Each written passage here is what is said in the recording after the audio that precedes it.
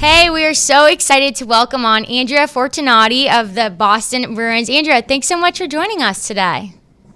Thanks so much for having me. I'm honored to be here. Yeah, well, I would love to talk about your experience with the Boston Bruins and your professional career, but I want to learn a little bit more about you. So I want to go way back. When did you know that this was what you wanted to do professionally? Um, so, a few different factors. When my little brother had to be in and out of the hospital growing up, so I always thought I wanted to do something with the medical field. And then in high school, we had a sports medicine class, so that really intrigued my interest. And then when looking at undergrad, looking at different degrees that were possible, athletic training kept popping up. So then combining my love for the medical field, wanting to do something in the healthcare field and sports, it really seemed like the perfect fit for me. So I guess throughout my life, it's just led me to this direction. I originally thought I'd wanted to be a nurse, but then wanted to work with athletes. So it was the perfect fit of athletic training to be able to work with different athletes and build my way up to here. I love that, especially because it's something that you kind of always knew was just like in the back of your mind. You're going to do something in the medical field and then end up being this. You get to have more personal reactions and interactions, one would say, with athletic training. What's kind of been some impactful moments in your journey since you made the decision to be an athletic trainer? Yeah, so you get to have a lot of one-on-ones with the athletes. You get to really know and understand who they are as people first, and then as athletes. Sometimes you get to work with the athletes when they're on the lowest of their low, so it's helping them work through certain situations and then help build them back up. And then sometimes you get to work with them at the highest of the highs, the greatest of their achievements and accomplishments. So it's really working with the whole person and all ends of the spectrum, whether it be an illness, an injury. Throughout competitions, wins and losses. So it's really being there with the athlete for everything. So it's really cool to be a part of that and get to know who they are throughout Yeah. their career and day. That's really cool. And I'm sure it's been so fulfilling for you, too, to be able to help people, right? And then see them do what they love and to live out their dream and get back on the field or the ice or the track or wherever they are. But I know that you've worked with many different athletes across multiple different sports. But I'd love to know just how that diversity in sport has helped you do what you're doing now with the Bruins. Yeah, so I've worked with a range of athletes from high school athletes to college athletes to pro athletes to Olympic athletes, now working with professional athletes with the Bruins and male specific athletes. So this is the first time that I'm working with a male only team. I've historically worked with males and females, so that's one variance up until this point. So yeah, getting to work with athletes of all ages, you get to learn who the person is, and then I think it's important to know who they've been growing up. So working with athletes as a youth into college and into the professional setting is cool to see that transition. It may not be the same people, but at least you kind of understand their mindset of where they could have been as a youth, as a collegiate athlete, or just in their early 20s and in their so working with the whole athlete in person. It's been cool to work in different stages of their lives, stages of their careers, skill set of their careers. So yeah, it's been really eye-opening to be able to almost see all areas of athletics and the athlete mind. I love that because it's almost perfectly curtailed to work in hockey by any means. You get a lot of young guys, and then, I mean, the age range can be anywhere from 18, 19, 20 up to 35, 36, 37. So Yeah, a it's quite the perfect, range. it is. It's such a broad range, and I think it's definitely a bit different from most, or it varies from most other professional sports. But something else that jumps off the page when you're thinking about hockey is high pace, high impact. What's it like to be an athletic trainer in such a atmosphere such as that? There's a lot of injuries throughout a season. It's a pretty long and tedious season on top of it. Yeah, 82 games is quite a long season, and then there's preseason. And so yeah, the injuries that we see, we're trained for it through athletic training school. In the beginning of every season, we go through our emergency action plan. We practice and prepare for different injuries that we're likely going to see. And even if we don't see them, hope we don't see them, but at least are prepared for them if they do come across.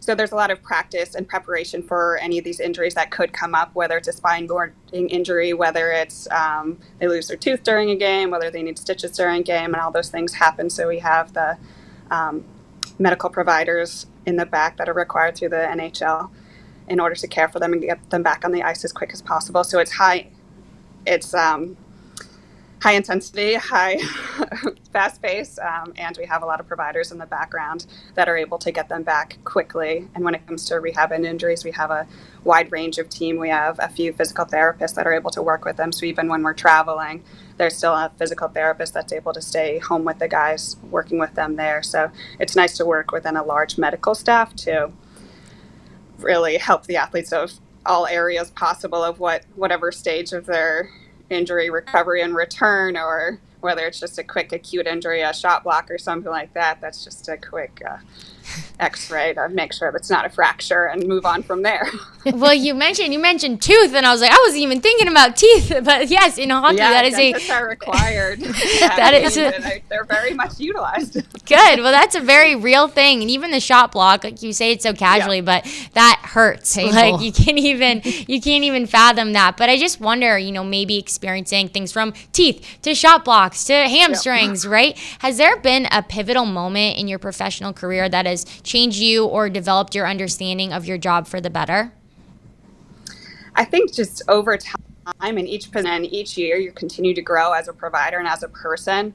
So it's not necessarily, I don't think there's been one exact moment for me that's been an aha moment. It's been more or less of each case, each injury, each complaint that's come about just continues to make you a better provider because you see more, you have more experience. So yeah, I just think with time it helps to master your practice, so to say. Oh, that's a good thing to build off of, because I feel like if there's one thing I've noticed about athletic trainers is like you all are very much in constant education mode and research mode and learning mode. It doesn't end, and medical field as a whole has just evolved so much and continues to do so. Is there anything that you had to find a new approach to since joining the Bruins, a new research method or medically, or like anything that you kind of had to build off of from your previous experience?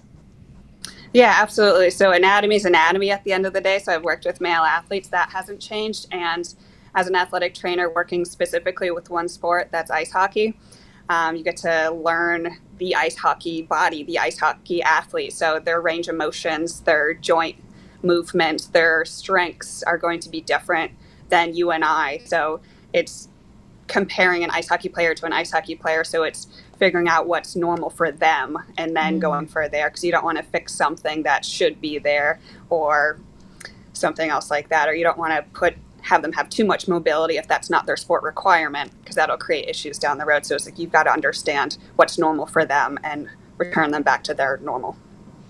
That is so interesting, and I absolutely love that you touched on that, because I think even young athletes need to hear, hey, if you're a hockey player, like, you need to focus in strengthening these areas. And, in the same way, if you're a gymnast, like, you need to have really strong wrist strength for certain things. And I know just the carryover between different sports. So I love that you can understand the purpose and how you articulated that, because I think it's so important, even just for like understanding your own body and the composition of what makes you a great athlete. I think that is so incredible. So I'm really glad that you said that. But I'd love to know, just what does a day in the life look like for you?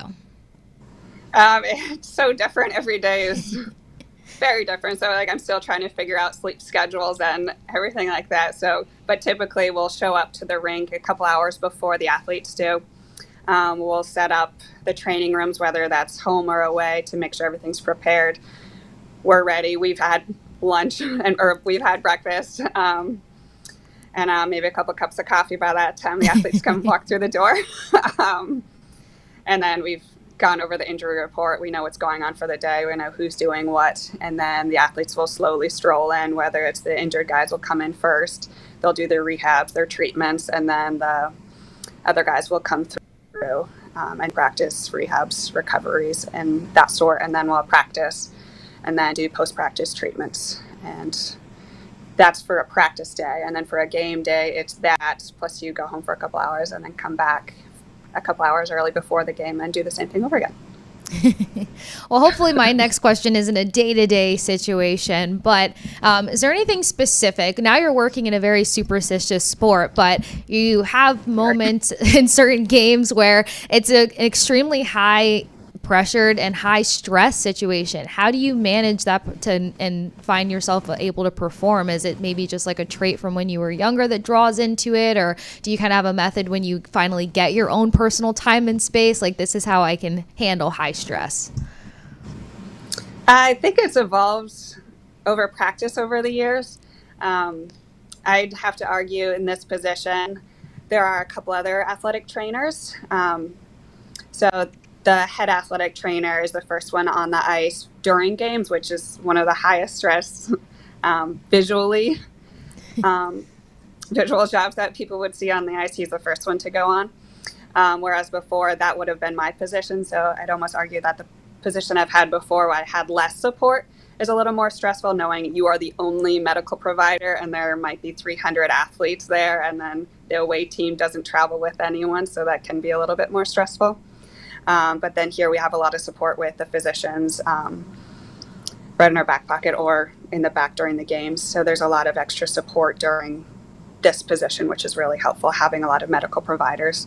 And then as in high stress working with the athletes, you just do the best that you can every day, and you perform at your highest level that you can while working with them, and give the best that you can, and then hope that they give the best that they can. So it's a mutual respect, mutual, everybody gives it their all, no matter what part of the team you are. Everyone just loves what they do and are passionate what they do and wants to be the best and do the best that they can. That's awesome. And I'm sure, like you said, it is stressful, especially if you're the only one on the medical staff present at that time, but everybody else is looking to you and trusts you. So even if it's a stressful situation, I'm sure that everybody else is looking to you for guidance and knowing that you're the person who knows the most about the situation. But just looking at your time with the Bruins, do you have a favorite memory that sticks out? I really like working with medical providers in a large team. That was one of the things I got to do with USA Swimming. There'd be a chiropractor, a physical therapist, a doctor, another massage therapist, another athletic trainer. So I think the biggest things is just having the ability to collaborate with so many people that are really good at their jobs and are passionate about what they're doing and have been in the field for a while, and learning from them. So like you said, athletic training is very much a research education base. So it's just continuously working with being in the space is really cool. Yeah. And as you and Annabelle touched on, you've had the experience of being able to work with all sorts of athletes from college to pro, and even some Olympic in there. But is there like a favorite memory that you have overall? Something that really kind of made you feel charged in this choice to be an athletic trainer?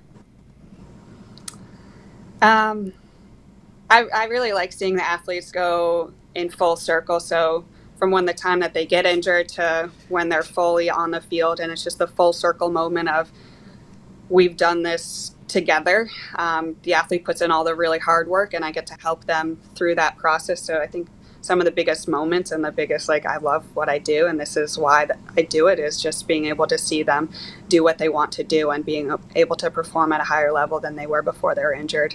So I think that's one of the biggest moments, is just being able to watch that, going from a brutal injury to being able to perform their sport, going from someone that can't walk, can't talk, or whatever the issue might have been, or being from the worst day of their life to coming back from a dark place. So that's really the biggest moments, is just being able to be with them as they progress and improve and get better. Yeah, you mentioned just being with them in some of those hardest moments of their life, right?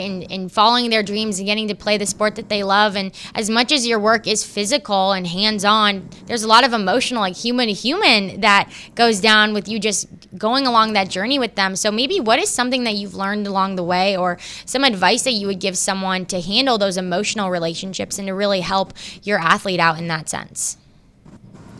Sometimes athletes just want to be there. They just want to sit. They just want someone to listen to them or just be quiet with them. So it's not always about filling the space or making a lot of noise. Sometimes it's just about being with the person and trying to figure out what they might need or might want, whether it's making a silly joke, making a little questionnaire, or something entertaining, and just figuring out what they may need.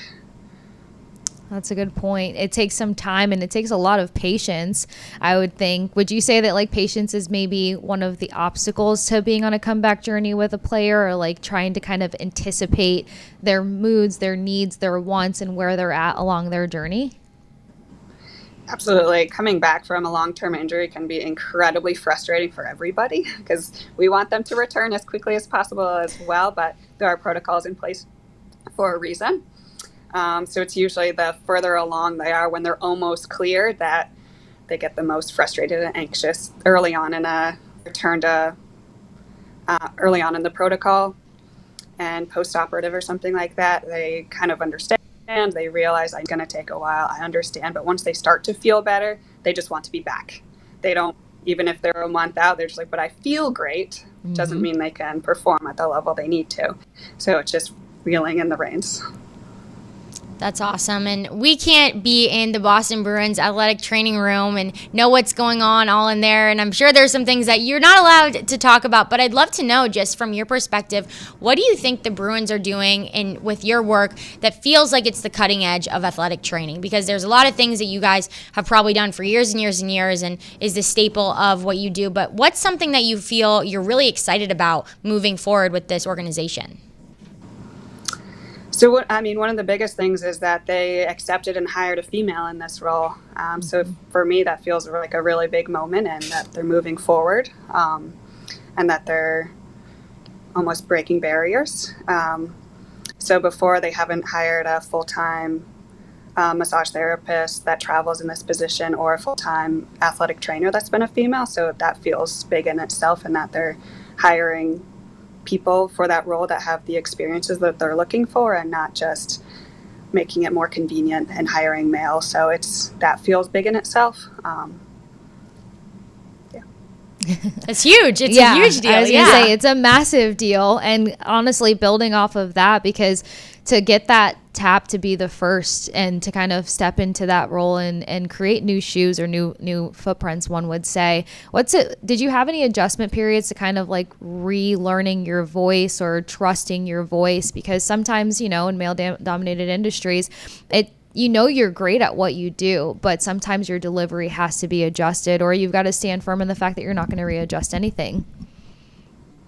Yeah, so it's been a little different. This role has been a lot of massage-based as well as athletic training. So we have 2 other massage therapists on staff. So it's filling out the roles and seeing what roles are already filled in this position and then which ones need to be utilized more. So in this role, massage therapy is really important, since there's not another massage therapist that travels or is there every day. And then I've realized some of the quieter athletes will go towards me, some of the loud ones as well, but it's usually athletes going to pick the personality. So it's being the right person for each other, and I don't have to change anything that I do. I can just, if I'm quiet, the quiet ones will come to me. If I'm really loud and chatty, the chatty ones will come to me. So everyone kind of picks their personality that they work with more. You're a safe space either way. Yeah. You seem very friendly. I would go to you regardless, but I absolutely love that. And it's cool to hear just how much that meant to you. But I'd love to know, like, when you found out that you were getting this position, how did your family and friends react? It was amazing. So I grew up in Vermont. I grew up in New England. So Boston's always been the home team. So everyone in my family loves the Bruins, so they couldn't believe it. So their first reaction was like, can we get tickets? So they were all really excited and have been supportive. Were you a big ice hockey fan beforehand, or has it grown since being a part of the team? I usually get pretty invested in the sport and the team that I'm working in. So growing up, I didn't work with specific teams. This was before I turned into an athletic trainer, so the Bruins were on quite a bit. That's awesome, and just so cool for you to have that full circle moment to cheer on a team and to be with the team that you've been cheering on for so long. But I'd love to know, just because we are in Boston and I know so many people are going to be running the Boston Marathon and probably races over the summer, what's a piece of advice you would give for all these Bostonians who will be running in the Boston Marathon?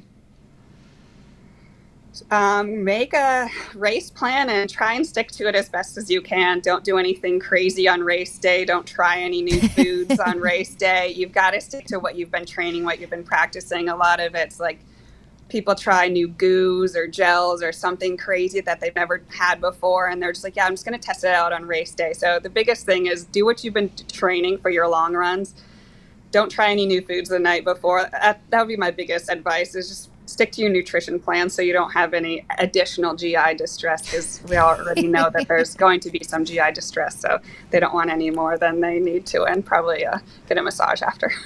Well, that is important. Yeah, get Definitely a the massage. massage. Yes. Go see Andrea. But that is great advice, and I hope people listen to you, because we don't want any of that on Comm Ave or Beacon Street at all. But seriously, Andrea, thank you so much for just sharing your story with us. We're so excited to have you on Respect Your Game, and we're going to be looking out for you in the Boston Bruins organization, and just excited to have you on the show. Yeah, thank you so much for having me. I really appreciate it. Keep killing it.